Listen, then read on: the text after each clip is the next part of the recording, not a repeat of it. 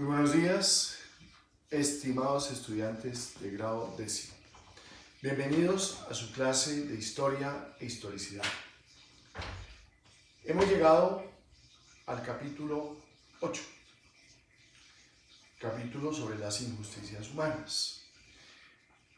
Pero para hacer comprensible el planteamiento del autor en este capítulo, es necesario recapitular, o sea, retomar otros capítulos, recapitular los planteamientos que viene haciendo Harari en los últimos 3 capítulos para crear pues, una visión panorámica, una mirada de conjunto, porque pues, un texto es un contexto, no es una suma, un listado de ideas inconexas, sino que un texto responde pues, a una pregunta, a una postura intelectual, a un problema que el autor quiere resolver.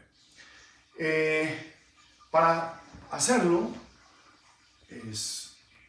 voy a diagramar las ideas que viene trabajando Harari en el capítulo 5, en el capítulo 6 y en el capítulo 7, los 3 capítulos anteriores al capítulo sobre no hay justicia en la historia.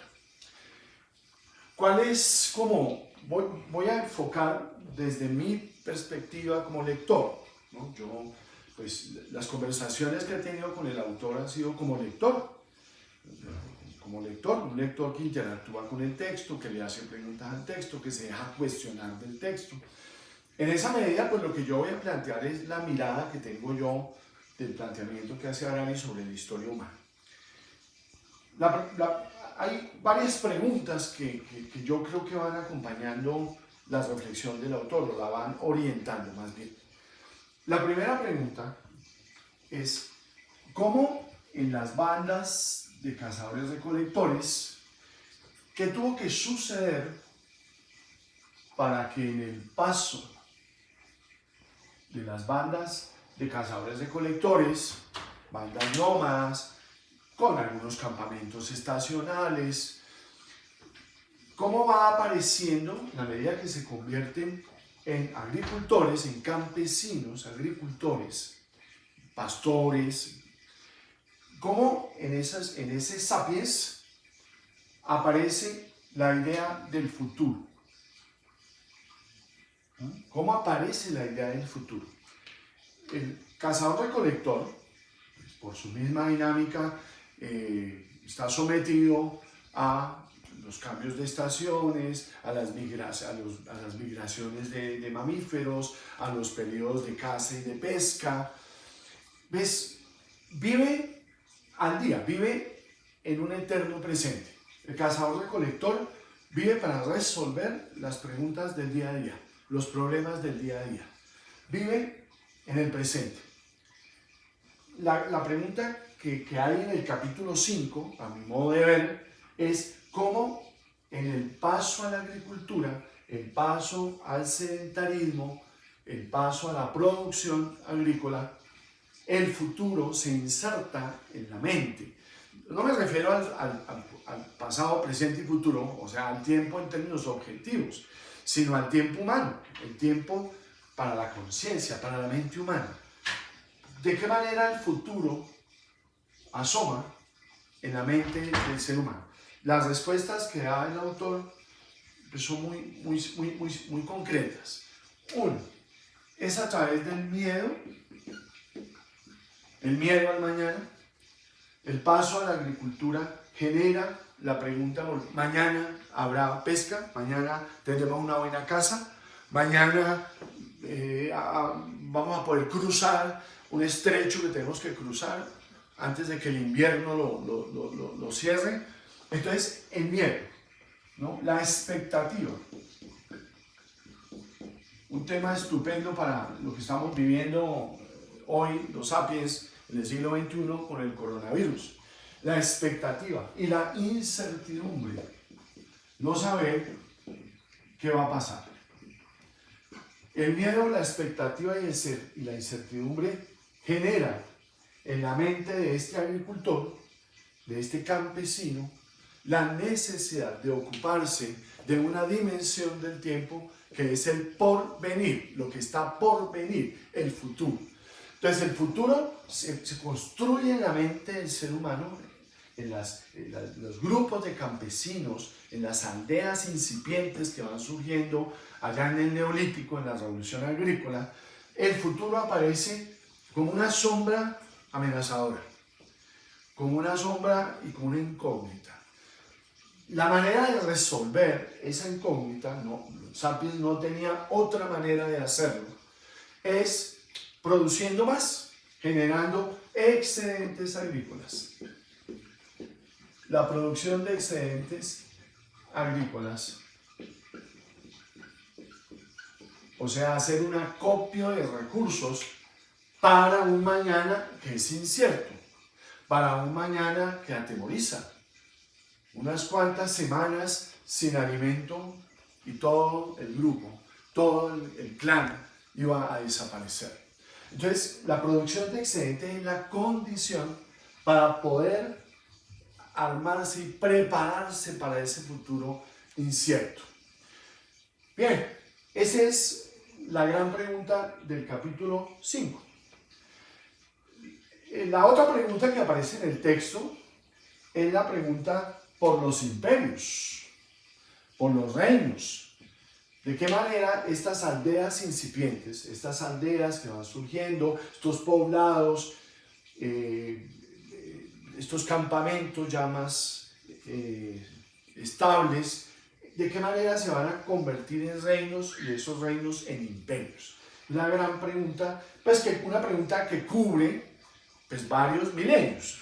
Cuando hablamos de la revolución agrícola estamos hablando de hace 12.000 años y los primeros imperios aparecen en el tercer milenio antes de Cristo, o sea, hace unos 5.000 años.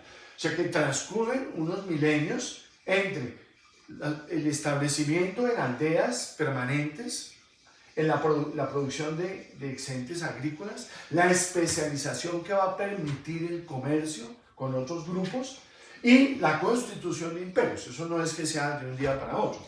Pero la pregunta de cómo aparecen los imperios, cómo se consolidan grupos estables, centralizados, con un poder centralizado, con una gran capacidad de coerción sobre masas.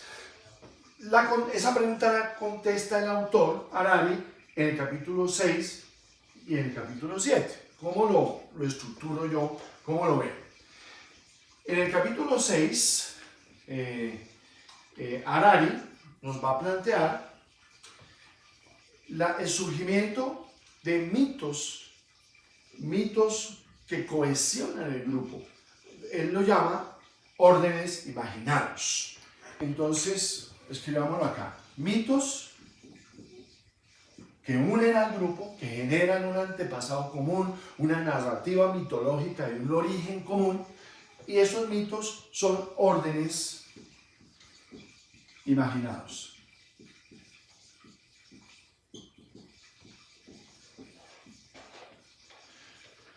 Órdenes imaginados que van a crear la sensación de que estamos unidos y que podemos cooperar con extraños, cooperar con otros, cooperar en masa, y ahí es donde aparece la posibilidad del imperio, la posibilidad de ejercer poder y coerción y movilizar a cientos y a miles de obreros, de trabajadores en las grandes construcciones de los imperios.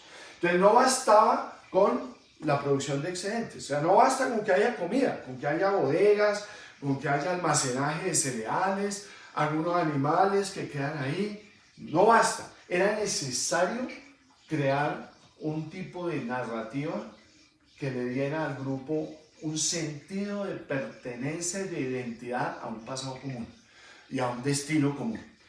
Esos órdenes imaginados, el orden de los mitos, que tiene que ver de nuevo con la revolución cognitiva, con la movilización del lenguaje, de los relatos, de las ficciones, ese mundo de ficciones es el que va a permitir que esos excedentes agrícolas se canalicen hacia los contingentes de mano de obra que se necesitaban para hacer canales de riego, para hacer pirámides, para hacer terraplenes, para hacer vías de acceso, porque de nada servía tener excedentes agrícolas si no existía la posibilidad de comercializar, de llevarlos, de traerlos, o sea, si no había también una revolución en términos de las vías de transporte, de los medios de transporte.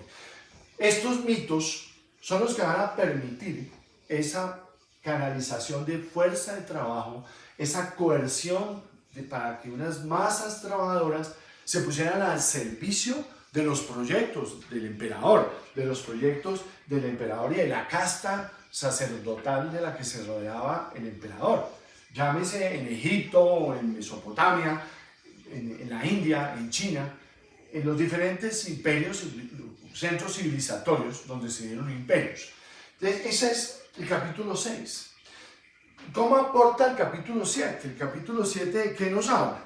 El capítulo 7 habla de la escritura, que fue el ejercicio que ustedes hicieron, la reflexión que hicimos en la sesión anterior. La escritura,